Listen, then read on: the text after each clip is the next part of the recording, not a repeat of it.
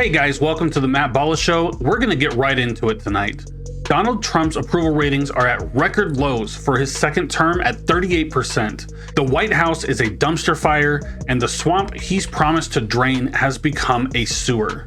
Trump's gutter rats he surrounds himself with are creating a stench that's wafting its way out of the rotting underbelly that is our nation's capital and poisoning the soul of our nation. His dire disapproval is hammering this administration from both sides of the political spectrum, a true bipartisan backlash, and it's due in no small part to the festering disease and corruption that is the Epstein files. If you guys don't mind, leave a like on this video, subscribe to my channel. You're watching the Matt Balla Show. We've seen one of the wildest timelines when it comes to the Epstein files, where it seems like the administration is just A/B testing different excuses for how to get out of this mess. We've gone from the Epstein files are on Pam Bondi's desk, the Epstein binder photo op disaster, the FBI is hiding the files don't exist, thousands of videos of Epstein with children per Pam Bondi, the files do now exist, the files are a Democrat hoax per Trump, Cash says there's nothing else to see, Trump says that we're not MAGA anymore, the files do exist, Ghislaine Maxwell has an FBI interview, Congress says the files exist, Trump says he actually wants the files released and they're real, and actually the files are a national security risk and need redacted. This is giving people such incredible whiplash, but we're not buying it from the pedophile protection party. We know that they are trying to protect rich and powerful men who have preyed upon women and young girls, and that their house of cards is about to fall.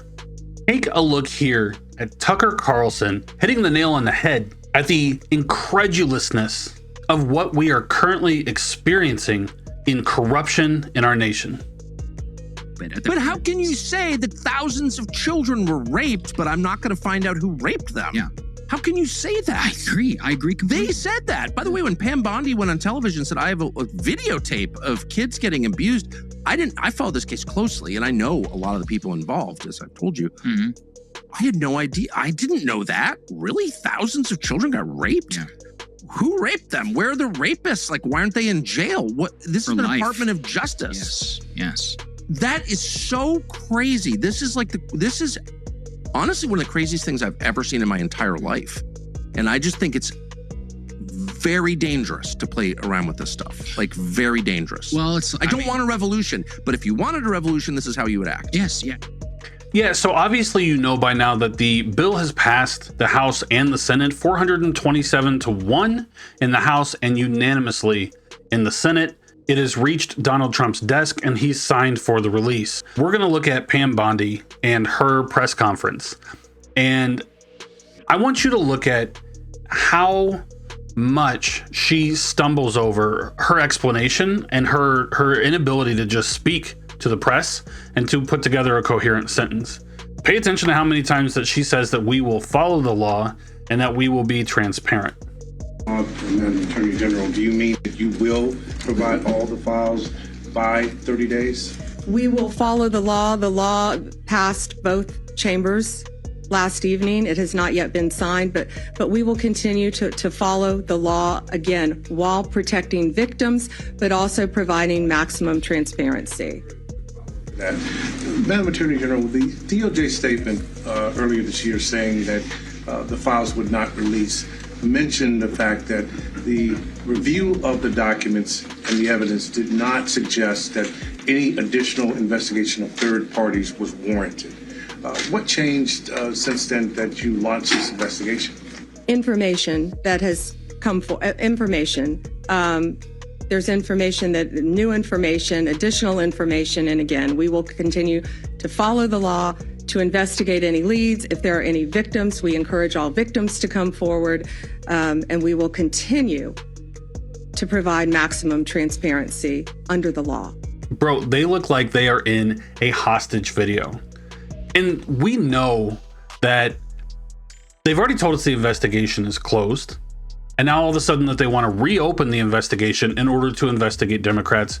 We know why that is. It's because the language in the document. The language in the bill says that there can be redactions for any victims and or active investigations that are currently going on.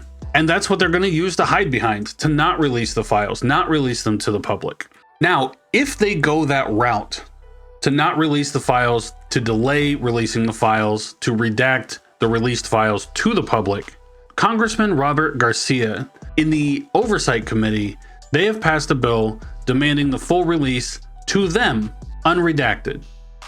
In the law that was passed in the Connor and Massey bill, there is a provision in there that essentially speaks to that the Department of Justice is able to possibly withhold some materials if there is an ongoing federal investigation. This has been discussed at length, and so folks are worried, is Pam Bondi, is Donald Trump, are they launching an investigation, particularly this one against Democrats, to use it as a way to stop the release of the files and of this bill? And that is a critical concern. What has not been discussed in the last few days, and we've been focused on this bill, I want to remind the Attorney General and the public that our subpoena does not have that language. And so if the Attorney General wants to use her sham investigation in the Southern District of New York to withhold evidence and documents on the bill that the president will hopefully just about to sign, she can't do the same for our subpoena. She is still legally obligated, regardless of any investigation, to produce every single document, photo, video, or material that she has in her possession of the DOJ to the Oversight Committee. That's something that we have not talked about a lot in the last few days because our focus is on this bill.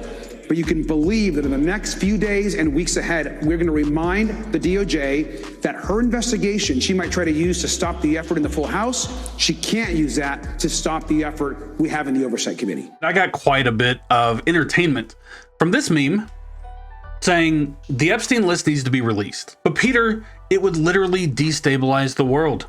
2/3 of Congress and a large portion of the world's most powerful people would be imprisoned. Society would at least partially collapse. I already said I'm for it. You don't have to sell it to me. That is possibly what we are asking for. If our government, if our country is run by corruption, blackmail, pedophilia, then maybe it is time for something different. Maybe it is time to clean out the sewers. Draining the swamp was a joke, right?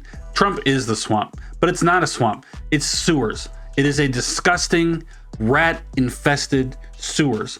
I just want to be clear that if Democrats are listed in the files, if Republicans are listed in the files, none of us care. Release them all. I don't care if it's prominent people. I don't care if it's powerful people. I don't care if it's banking people. I don't care. I don't care who they are. Release the files and put these people where they belong. Put them in prison. Arrest them. Try them. Put them in prison. And not for some weak 5-month sentence. I think that there should be a lot of accountability for what people have done. And speaking of a drastic change when it comes to our government failing us, the people, this post states it perfectly. Thomas Jefferson did leave us directions if our nation became so corrupt that exposing child rapists would negatively impact the political system. That's a quote from Mike Johnson, Speaker Mike Johnson, that it would negatively impact the political system. And he says that whenever any form of government becomes destructive of these ends, it is the right of the people to alter or abolish it and to institute new government. I very well think that it's possible that we have gotten to that point. Our political system is failing us. The lack of transparency is failing us. The system that we have in place, the people that we have in place, are drastically failing us. I don't think this is the utopia that we envisioned. I think it is quite dystopian. This is the dystopian future that we were warned of. And it's only going to get worse if we allow this to continue. What is it about Jeffrey Epstein that's so infuriating to people? So infuriating that it's actually causing seismic political problems. And I hope that they'll address it and it'll get better. I really do. But what is it? I'll tell you what it is. It's the frustration of normal people watching a certain class of people get away with everything every single time. That's what it is. And while I don't believe that revolution is necessary at this point, I do think that it is very important that we see actual results from the release of the Epstein files. I don't care that we just release them. I don't care that people are shamed publicly. That's important, but we need actual results. So I'm going to leave you guys with this video from Thomas Massey explaining exactly what that looks like. Do not let the Senate muck this bill up. And if you're a party to that in the Senate, you are part of this cover-up that we are trying to expose. I am sorry if one of your billionaire donors is going to get embarrassed because he went to Rape Island. That is what they have coming. In fact, they need to be on the other side of bars, a lot of them. Some of them will be embarrassed, but some of them need to go to prison, and the survivors know that. So how will we know if this bill has been successful? We will know when there are men, rich men in handcuffs being perp walked to the jail. And until then, this is still a cover-up. Don't forget to leave a like and subscribe. We'll see you next time.